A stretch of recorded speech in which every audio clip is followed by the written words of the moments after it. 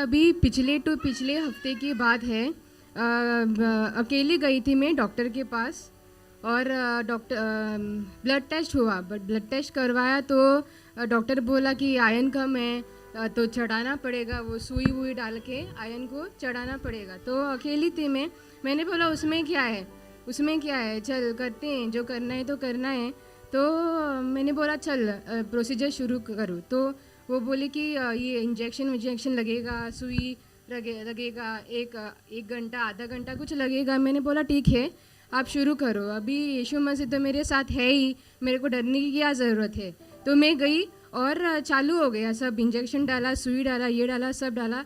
मुझे नर्स पूछ रही दर्द हो रहा है क्या, अभी हाँ बोलूँगी तो कम थोड़ी होगा दर्द। तो मैंने बोला नहीं हो रहा है, कुछ नहीं हो रहा है, सब अच्छा है, मस्त है। तो चालू हो गया। तभी एक औरत का एंट्री होता है उसी डिपार्टमेंट में, वो बोलती कि मेरे को भी करना है। तो उसका नंबर था नेक्स्ट में। तो वो बोली कि देखो मेरे हस्बैंड के बिना मेरे से नहीं होगा, प्लीज़ उसी को बुलाओ, नहीं वो मेरा स्ट्रेंथ है, उसके बिना मुझसे नहीं होगा, प्लीज़ मैं बेहोश हो जाऊंगी। नर्स बोली नहीं ऑलरेडी पेशेंट है, हम दूसरे मर्द को अंदर नहीं लेके आ सकते, चाहे तो आधा घंटा 1 घंटा रुको। वो बोली नहीं मेरे से नहीं होगा आधा घंटा रुकना, आप चालू कर दो। तो जैसे सुई हुई सब लग गया, चिल्लाने लग गई, वो रोने लग गई वो कि ओ करके। तो तभी मैं सोच रही थी कि अरे इस औरत की जगह पे मैं भी हो सकती थी, तो मेरे में इतना स्ट्रेंथ किधर से आया। तो तभी मेरे को समझ में आया कि जब यीशु मसीह मेरे साथ है वही मेरा डिफरेंस था। दैट मैंने यीशु मसीह में ट्रस्ट किया कि वो मेरे साथ है। तो यीशु मसीह में ऐसा नहीं कि मेरे को किसी की ज़रूरत नहीं है, लेकिन जब यीशु मसीह मेरे साथ है तो मेरे साथ सब है। Thank you. Amen, amen. All glory to God. Hallelujah. Praise the Lord. Praise the Lord. Thank you, Jesus. Thank you, In Jesus. January 2024, I got a gland in my neck. I thought it will go by itself. But it was becoming bigger and bigger day by day. After 6 months, I went to an ENT doctor. I thought it was because of my tonsils. That's why I went to ENT. He told me to do sonography. The report showed that I have multiple glands in my neck and one is swollen. So it was growing big and I was praying to Jesus for the healing. After 1 year, that is last January, I went to the doctor and he told me to do biopsy. The reports were normal. He said there is no medicine to cure it.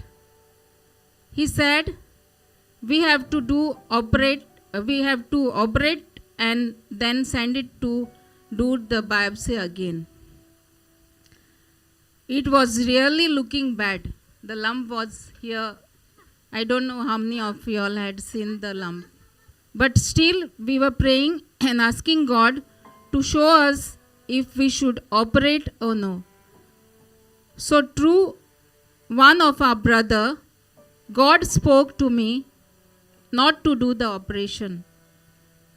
God said how it came, it will go. Praise God. Hallelujah. Amen. I called a nurse and cancelled my operation. And from that day, I started claiming healing in my body. Amen. Praise the Lord church. मैं प्रभु का धन्यवाद करूंगी कि परमेश्वर ने आज मुझे गवाही देने के लिए यहाँ पर खड़ा किया। ऐसे तो मेरे जीवन में बहुत सारी गवाही है। परमेश्वर ने मुझे बहुत बड़े बड़े खतरों से, बहुत बड़े बड़े मुसीबतों से बचाया है। मेरा एक गवाही जो है बहुत पुराना है, वो मैं देना चाहूँगी क्योंकि वो मेरे जीवन का सबसे बड़ा गवाही है। मैं जो है मैंने हिंदू के साथ शादी किया था। मेरा पति जो है मराठा है, हिंदू मराठा, कट्टर मराठा, और मेरे परिवार में सब विश्वासी है। तो जब भी वो लोग मेरे घर पे आते थे तो मेरे पति को वचन सुनाते थे, जो भी प्रार्थना करते थे, मगर उनको पसंद नहीं आता था। वो बहुत हेट करते थे, मतलब कोई पास्टर नहीं आना चाहिए, कोई तेरे लोग आते तो उनको बोल अपने काम से काम रख, परमेश्वर का वचन यहाँ पर नहीं बोलना है, ऐसे सब बोलते थे, बहुत नफरत करते थे। मगर मेरे परिवार के हर कोई लोग उनके लिए प्रार्थना करते थे कि वो परमेश्वर को जानना चाहिए। तो मेरे शादी के 12 साल के बाद उन्होंने प्रभु को जाना। और उनके अंदर एक घमंड था कि मतलब बहुत लोग उनको जब बोलते थे तो वो बोलते थे मेरे जीवन में कुछ कमी नहीं है, जिसको कमी होता है ना वो जाता है परमेश्वर के पास, ऐसे बोलते थे। मेरे पास अच्छा जॉब है, सब कुछ है, मगर परमेश्वर को पता था उनको वो मतलब उनकी कमज़ोरी क्या है, उनको कहाँ पर वो झुकेंगे, कहाँ पर टूटेंगे, वो प्रभु जानते थे। तो हमारे जीवन में ऐसा कुछ हुआ कि वो खुद परमेश्वर के सामने घुटना टेका उन्होंने, और उन्होंने खुद देखा कि परमेश्वर हमारा कितना महान है। तो हमारे घर में वो हिंदू भगवान का सब फोटो वगैरह था, उन्होंने खुद से जाके वो सब निकाल के वहाँ पर एक तालाब है उसमें डाल दिया, और जो है वचन पढ़ने लगे। अभी प्रार्थना में वचन में इतने अच्छे कि बहुत बार मुझे उनसे बहुत कुछ सीखने के लिए मिलता है। इसके लिए मैं प्रभु का धन्यवाद करती हूँ। मगर पिछले कुछ दिनों में ऐसे हुआ ना कि हम लोग मतलब चर्च जा रहे थे, तो उनके सामने बहुत कुछ जो नहीं होना चाहिए था वो सब कुछ हो रहा था। उसके कारण वो बोलने लगे कि हम लोग चर्च भी नहीं जाएंगे, घर में ही प्रार्थना करेंगे, परमेश्वर घर में बैठ के भी प्रार्थना सुनता है, ऐसे बोलने लगे। और चर्च जाना खुद भी छोड़ दिया, हम लोग को भी नहीं जाने दे रहे थे। मगर मैं जब उनसे कुछ बात करूँगी तो बहस हो जाता है, तो इसके लिए मैंने खाली प्रार्थना किया कि परमेश्वर मुझे चर्च जाना है, बच्चों को जाना है, और आप ही वहाँ पर कार्य करो ऐसे। तो मेरा एक भाई है, उसने समझाया उनको कि चर्च तो जाना ही है, और ये चर्च के बारे में बताया कि आप एक बार जाके देखो, अगर आपको अच्छा लगता है, आगे ठीक लगता है तो आप जाओ, नहीं तो फिर आपका मर्ज़ी। तो हम लोग 31 को यहाँ पर फर्स्ट टाइम आए थे चर्च में, मेरे हस्बैंड भी आए थे तभी। उसके बाद में बहुत दिन तक उन्होंने बोला ही नहीं कि जाना है या नहीं जाना है, और मुझे भी पूछने के लिए डर लग रहा था कि क्या करना है ऐसे। मगर एक दिन उन्होंने खुद ही बोला कि जो चर्च में हम लोग गए थे, तुम बच्चों को लेके जाओ। अभी एवरी सैटरडे रात को वो कॉल करते और बोलते कि जल्दी सो जाओ, कल चर्च जाना है।